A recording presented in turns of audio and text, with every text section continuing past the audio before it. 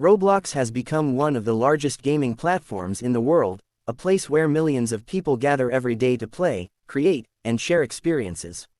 But behind the bright visuals, the community-driven creativity, and the promise of endless fun, darker issues have surfaced.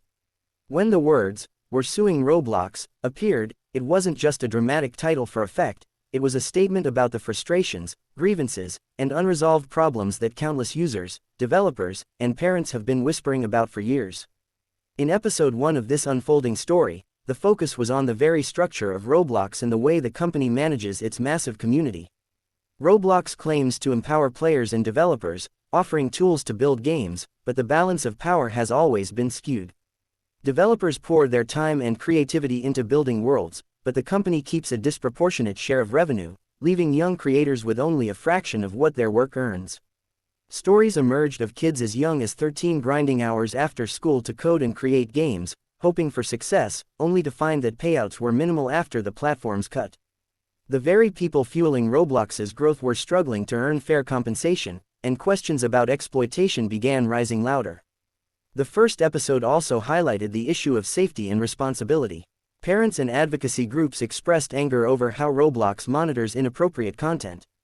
While the company insists it works tirelessly to keep the platform safe, evidence piled up of games slipping through moderation, exposing kids to violence, gambling, and even predatory behavior. Lawsuits and complaints weren't just about money but about accountability. Should a company worth billions, with millions of children in its ecosystem, be allowed to neglect the basics of protecting its most vulnerable users? Stories shared by families illustrated the emotional and financial harm caused when Roblox failed to act quickly enough. For many, the promise of fun had turned into a nightmare. The episode closed with a growing sense of injustice and the realization that legal action might be the only way to force change. In episode 2, the story deepened and grew more personal. Here, real accounts from individuals became the backbone of the narrative. A teenage developer described how he spent months building a game that reached tens of thousands of players, yet he barely earned enough to cover his computer costs. Another user shared how their child fell victim to online scams within Roblox, where virtual items were stolen, and Roblox's customer support offered little help. Parents voiced frustration that the company appeared more interested in protecting its brand image than addressing real issues affecting users. The tension between corporate profit and community welfare became undeniable. Roblox had grown into a corporate giant, but many believed it had lost touch with the people who made it popular in the first place. The second episode also expanded on the legal angle. Experts in digital law explained how Roblox's terms of service gave it sweeping powers while leaving users with very limited rights. Even though developers generate content that brings billions in revenue, Roblox positions itself as the ultimate owner of everything on the platform. This imbalance made it nearly impossible for individuals to challenge the company unless they joined together in a lawsuit. By this point, the phrase, "We're suing Roblox," was no longer just an idea, it had transformed into a rallying cry for those who felt cheated, unheard, or silenced. The episode closed with mounting pressure on Roblox, not only from angry users but also from the public eye, as journalists, lawyers, and lawmakers began asking whether the company's practices were ethical, sustainable, or even legal. What started as a collection of personal grievances was growing into a movement that could shake one of the biggest names in gaming. Episode 3 opened with the realization that the problems with Roblox were not isolated or exaggerated but deeply rooted in the way the platform operates. The focus shifted to transparency and accountability, two values that users and developers repeatedly claimed were missing. Many pointed out that Roblox had built a billion-dollar empire largely on the backs of children and teenagers, yet the company seemed reluctant to admit its failings or engage in open dialogue with its community. Developers described how difficult it was to get straightforward answers from Roblox staff about policies, revenue systems, or moderation decisions. The lack of communication left them feeling powerless, as if their voices carried no weight in shaping the future of the platform they had helped build. The platform thrived because of community creativity, but that same community often felt ignored or even exploited. Episode 3 also explored the economic model in more detail. Roblox takes a huge share of developer earnings through its complex system of Robux and cash-outs, which makes it incredibly hard for smaller creators to survive. Many accused the platform of designing its currency system to confuse users about how much money they were really making or spending. Players would purchase Robux with real money, but developers could only exchange it back into dollars at a far lower rate, meaning Roblox profited twice while creators were left with scraps. Legal experts compared this to unfair labor practices, pointing out that when children are essentially working to create games, the company should bear a greater responsibility to ensure fairness.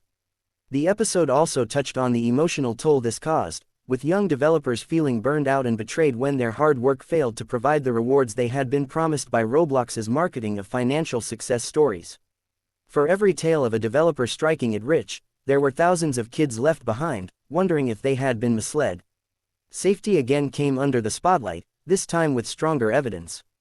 Researchers and parents presented examples of gambling-style mechanics within Roblox games that encouraged kids to spend money in addictive ways.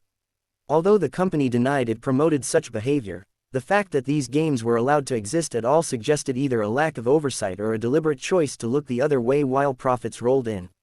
Victims described situations where children drained family accounts buying Robux, leaving parents in shock.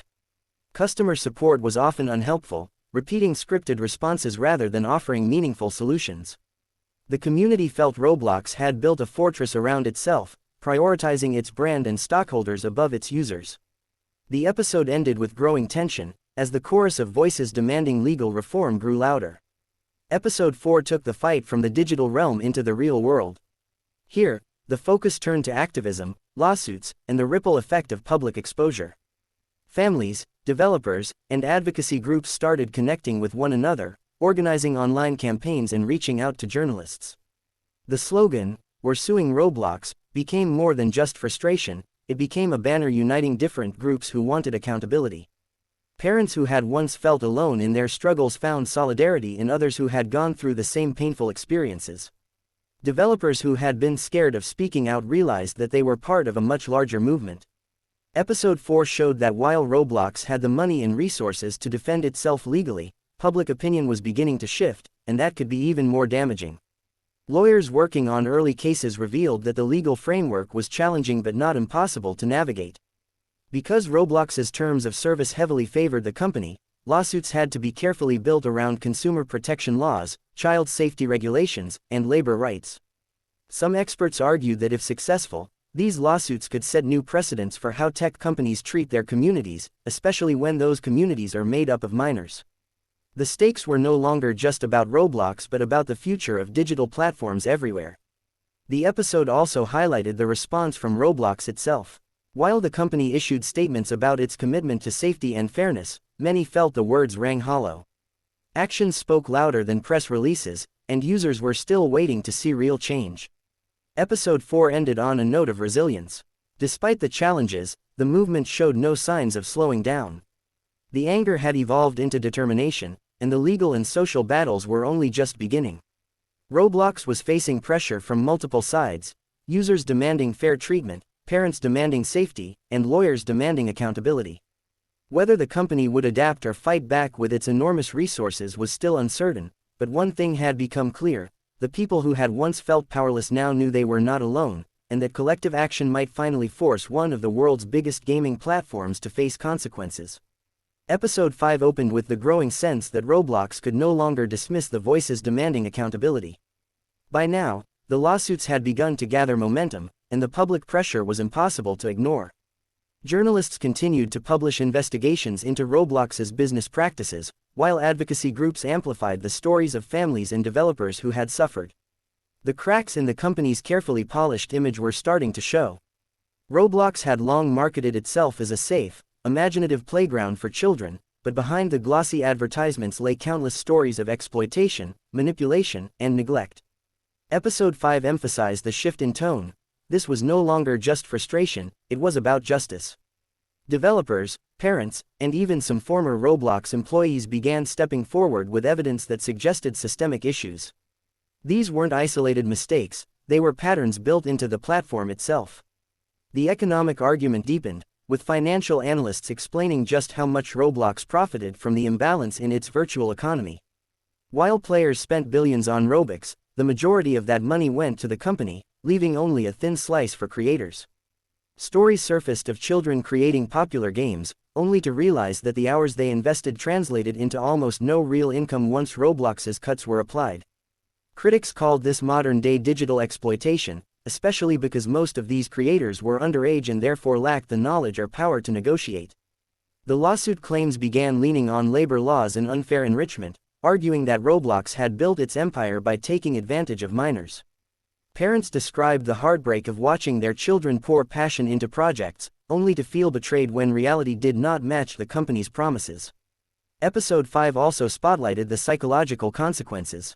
Some children, desperate to succeed on the platform, worked themselves into exhaustion, staying up late into the night to code, design, and promote their games. When the rewards failed to come, they were left with feelings of worthlessness and disappointment. Mental health professionals warned that the platform's structure encouraged addictive work habits in kids, disguising labor as play. Families argued that Roblox's responsibility extended far beyond profits. It had a duty to ensure that children were not harmed in pursuit of success on its platform. The lawsuits increasingly centered not only on money but also on safety, responsibility, and mental well-being. Episode 5 ended with a growing sense that Roblox's golden reputation was being replaced by one of suspicion and distrust, and that the courtroom would be where the truth finally came out. Episode 6 carried the story forward by focusing on the broader consequences of this legal and social battle. The lawsuits and campaigns against Roblox began sparking conversations far outside the gaming world. Lawmakers and regulators were taking notice, with some calling for stricter oversight of platforms that catered to children. If Roblox could be held accountable for its practices, it could pave the way for similar scrutiny of other tech giants that profited from young audiences. This episode revealed that Roblox was no longer just defending itself, it was standing as the test case for how society would handle digital platforms in the future. The episode also explored Roblox's reaction. Faced with mounting pressure, the company released new promises about improving moderation, increasing transparency, and adjusting payment structures. However, many in the community remained skeptical, calling these moves reactionary and too little, too late. Developers demanded actual reforms, not just words. Parents wanted guarantees that their children would be protected from exploitation, predators, and manipulative design. For the movement, the lawsuits were not just about forcing Roblox to make changes but about ensuring that those changes lasted. The episode highlighted how public trust, once broken, is difficult to rebuild, and Roblox was learning that lesson in real time. Finally, Episode 6 examined the unity that had emerged from the conflict. What began as scattered complaints had grown into an organized push for justice, with lawyers, journalists, parents, and developers standing side by side. The lawsuits were gaining traction, and while the outcome remained uncertain, the message was clear: Roblox could no longer hide behind its terms of service or its billion-dollar brand. The world was watching, and the platform would have to answer. The episode closed with the understanding that the fight was far from over, but the voices of those once ignored had now become impossible to silence.